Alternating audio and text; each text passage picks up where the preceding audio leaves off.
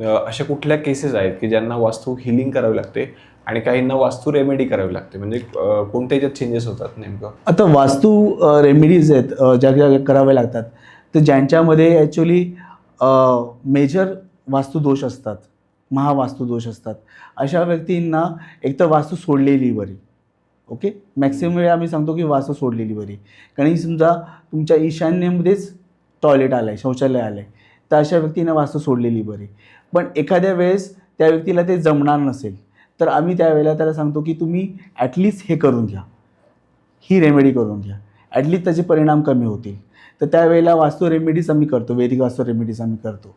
आणि काही लोक असतात ज्या भाडेकरू असतात, एखादं आपण ऑफिस घेतले किंवा एखादं आपण दुकान घेतले, रेंटने घेतलेले, तर त्या व्यक्तीला तर ते रत्नाध्याय करणं किंवा काही तोडफोड करणं शक्यच नसतं. बरोबर. तर त्या व्यक्तीला तो काय करणार, मग तो पैशाची त्याला चणचण असते, कारण या गोष्टी करणं म्हणजे खर्चिक गोष्टी आहेत. तर तो व्यक्ती काय करतो, मग तो त्या व्यक्तीला हिलिंगचे छोटे छोटे उपाय करू शकतो.